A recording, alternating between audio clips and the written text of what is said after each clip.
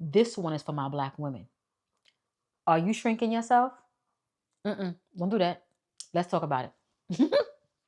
Hey, ladies. Okay, let's talk about it. I want you to stop shrinking yourself. We're not doing that anymore. We're not shrinking. We're going to own who we are right now. And I'm going to share about me as well while we're talking about this, because I had to stop shrinking myself. I had to stop it. And I feel like right now, the climate that we're in as Black women, we're being plucked, poked, and provoked at the same time. And we're not dealing with that. But I just want you to stop shrinking yourself. I want you to live in your truth, be who you are, be as powerful as you are.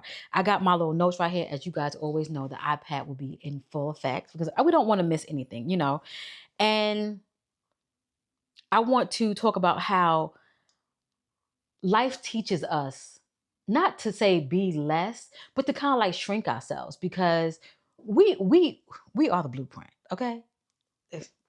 I keep touching these glasses because, for those of you who are watching on YouTube, I have on my glasses and I just keep touching them. I just keep like, just keep touching them because they're like a little piece to me. They're like a little accessory. I want to just talk about this, like not shrinking yourself and for you to be in your power. The first area I want to address is the cost of shrinking yourself. There's so much that hinders you when you shrink yourself. There's missed opportunities, you lose your confidence. And, we can also talk about generational silence. Think about back in the day for us, who remembers this stuff, where it would say, hey, when you go in these spaces, make sure you ain't saying nothing. Make sure you speak properly. Make sure you do this. Just making us have to silence ourselves and not be who we really are. In addition to that, the stereotypes of us as Black women, we're loud, we this, we in the body language, for those of you who are watching, I just kind of like roll my shoulders, what they say that we do, which we do because we can. Okay. That's our inside. That's for us. That's us. That's not something for the world. The world watches it because, we're in it, but that's for us. That's for us. We can have our own stuff. In addition to a cost of shrinking yourself is like the emotional toll of shrinking yourself. It's exhausting. To minimize yourself, it's very exhausting. And you have resentment. You have resentment in all areas because you want to actually be yourself. And I'm going to give you something for myself right now. I felt like I was shrinking myself for not really showing up on my platforms the way I really want to. I pretty much at this point, when it comes to like Instagram and TikTok and anything else that's like, I don't post. If I go out and I might eat something like that, I use it the way I used it back in the day. I don't create short form content. I am a long form content girl. And I felt like I had to shrink myself and do short form just to do and be a part of this content creation world. No, everyone doesn't consume short content. I mean, they do. I know I do. But, some people thoroughly like long form content like this, or if it's a blog or whatever the case may be. I got back into my blog. I really have. And I feel so good about it. I'm doing things that's making me feel good, but yet it's still providing value. And I'm still able to communicate with my audience. I'm not shrinking myself anymore. I'm really not. And I don't want you to shrink yourself either. And I don't want to be exhausted with trying to keep up with the Joneses. I'm just not. And as I mentioned before, I felt like in order for me to do my YouTube videos, I had to always have makeup on. I had to have the nice outfit on. I had to have a fresh haircut. I had to, right now, if you are watching, for those of you who are listening, I have on a sweater, a tank top. I have my glasses on. I don't have on any makeup. And I am sitting here and I am just doing what I really enjoy to do. And I don't want to have to show up with a mask on. Because every day, Kelly does not have on makeup. For people who have ran into me in the street, 9 times out of 10, I don't have on makeup. I love makeup. Makeup is still a happy place for me. Do I still have a plethora of makeup? Yes, I do. Do I still go out and buy makeup? Yes, I do. Do I buy it like I used to? No, I don't. So many launches have came. I just don't do it like I used to. But I do love it. I have a bunch of makeup over here in front of me that I haven't even opened yet, that I have to share, on my Instagram. I have to share it. Because companies, remember that I like makeup. So they do send it to me. But that's not where I am. That is not where I am. So I don't want you to have any resentment. I don't want you to shrink yourself. I want you to show up for yourself and the world as who you really want to be and who you really are and where you are right now. Right now, be present. Be present where you are. It feels so good. Let me tell you, I used to always be either far in the past or I was too far in the future. And we know what that does, depression and anxiety. And we don't want to be there. We do not want to be there. Okay? So, how to own your power. Recognize your triggers. If that's work, relationships, family. Let me tell you, I was recently triggered. And an individual told me, they triggered me. And they didn't know they triggered me, but I had to explain to them how they triggered me and how it affected me. And then they went on in their logical brain, no empathy, no sympathy, and it was all about them. And that's when I said, you know what? You got to get out of my life because you just pretty much didn't acknowledge my feelings. I acknowledged your feelings. You didn't acknowledge mine. So I said, you know what? You can't be. And if I would have let them continue to be in my life, I'd have been shrinking myself just to appease them. No, I'm too grown for that. It ain't working out no more. It's okay. If I see you in the street, hey, no bad blood, but we just know that we just can't have that kind of relationship anymore. I'm okay in my life with removing people from my life. We're going to talk more about that later. I have a good conversation about that coming up. But recognizing that, what are your triggers? What triggers you in work? If your work is not serving you anymore and you're depressed and you feel drained and you're taking a sick days off just to have a day, it might be time for you to look for a new job. But, I'm not telling you to do anything crazy. You know what's best for you. Relationships, if it's friendships, if it's romantic, if it's platonic, if it's your girlfriends, if it's your homeboys, even if it's your relatives. If they're not doing right, they got to go. Okay? Don't shrink yourself for no one. Okay? You know what? I might do we might talk about family in regards to how family feel that if a person in your family has treated you wrong, you're supposed to forgive them, move on, and bring them back into your life so they can still cause mischief. No, we ain't doing that. We ain't doing that. But also, we moving on. Also, building self-worth apart from external validation. That's how you own your power. And i.e., I don't care if you like me or not. I like myself. I love myself. So I'm going to make sure that I make myself feel good, however that may look. Whatever it takes, me literally pouring into myself. I just recently started a Patreon. I'm telling you guys a little snippets what I'm doing. I recently started a Patreon because you guys remember when, I don't know if I mentioned it, but I think I did. My channel got demonetized and it really, really kind of played with me. And I didn't even know anything about Patreon. I've heard about it before, but I didn't know much about it. And you pretty much, you have your content over there and you can pretty much have a paywall up. You charge $5, you charge $10, $20, whatever you choose to charge, and you can still get paid for your work. You can still have a place for your work to be in regards to like me doing my YouTube videos, stuff like that. I do have my podcast up there, but I don't have it behind a paywall or anything like that. I was going to share about setting up. I want to start. I can't get it out. I'm not going to charge for it, but I don't have a space here to share that. So I want to start sharing about me, how I'm pouring into myself. And this is where I was mentioning here about, you know, building self-worth, how that may look. My parents, I'm sharing here, my parents got divorced when I was around 9 or 10. So I did see, a father figure in the home, but my mother raised me. My mother raised me.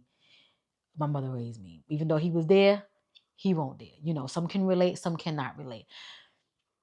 Me going to therapy for the last 5 years have allowed me to heal, in which we're still trying to heal that little girl inside of me. And me building my self-worth, because definitely made some bad decisions throughout the years, and I don't want to blame me not having a father in my life. But yet, when you have a father in your life, a good father, they can guide you along the way and share some insights on how relationships may go. But as you get older, you've come to realize, even if a man tells you what to expect, this game of chess that relationships and life play is crazy.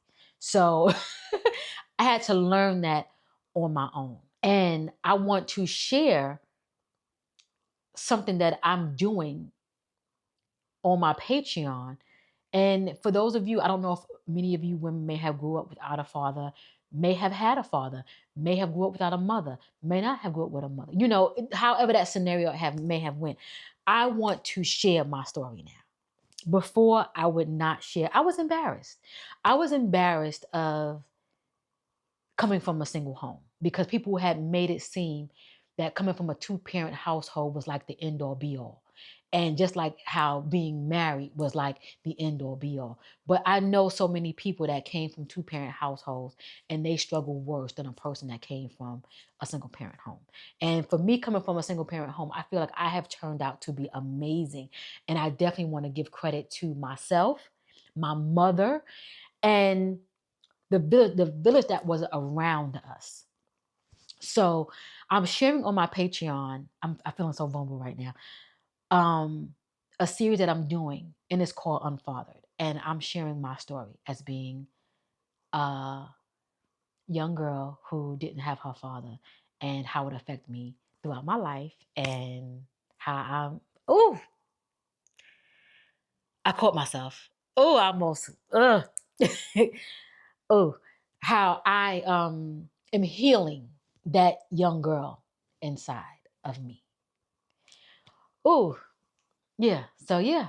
Oh, that was a bit much. So that's how I'm building my self-worth and setting myself apart from external validation, where when you're young and you don't have that, you might contend to seek that from, male validation, or just out and about from people. You don't need that. You're getting that from yourself. You're building that self worth. Ooh. Mm.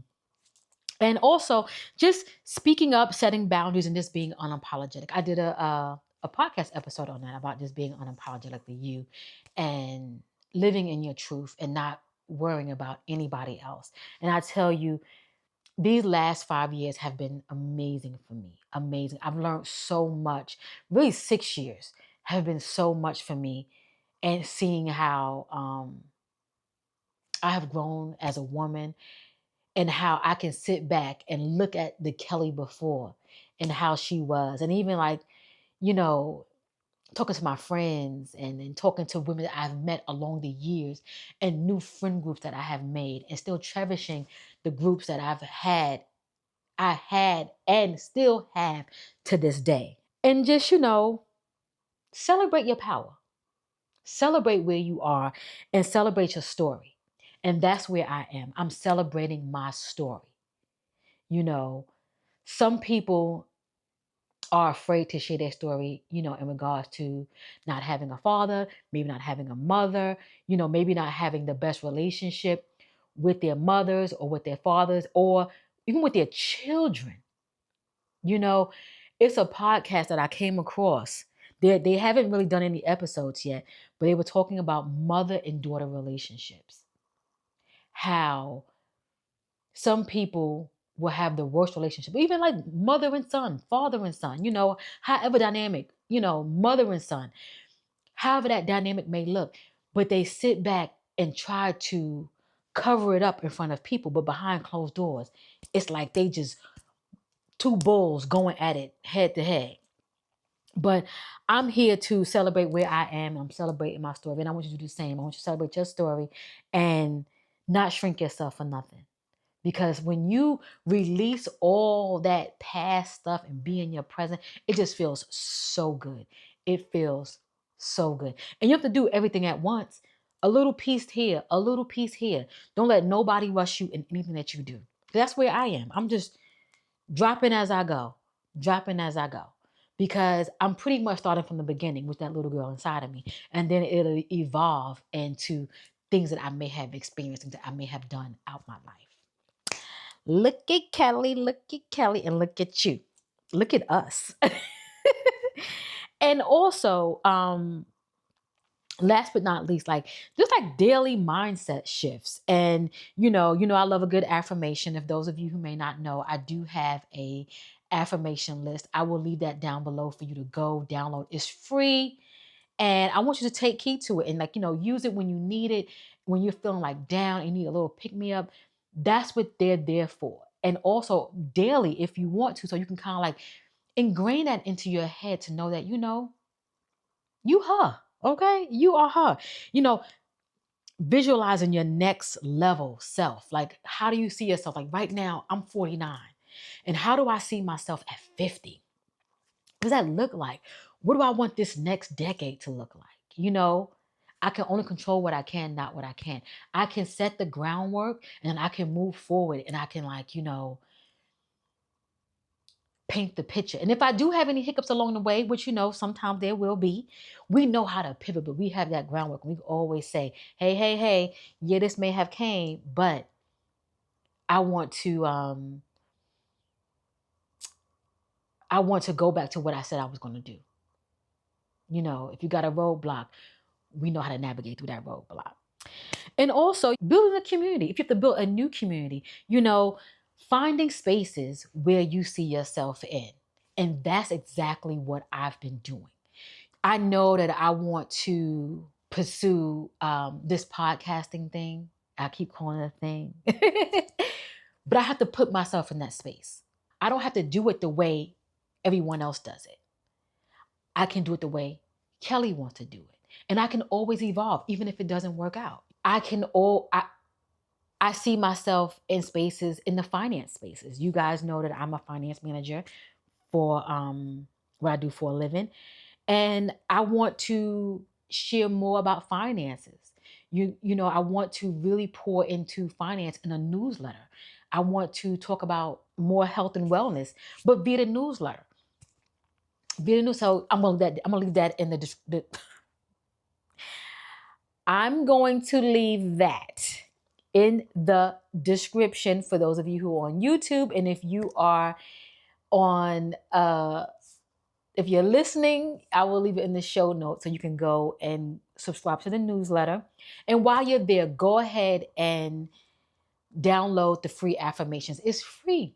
It's free. It's free. So I'll leave both links in both places for everyone. What I want to share today in regards to stop shrinking yourself, own who you are, where you are right now, and be the best Black woman you could possibly be. Okay? So, in saying that, if you are listening, follow. If you are watching, subscribe, share, thumbs up. And if you like this conversation, please leave your thoughts and opinions. Please, thumbs up, all the things, to pretty much let other women just like us come on over to the community and have good conversations with us. I'll catch you in the next conversation.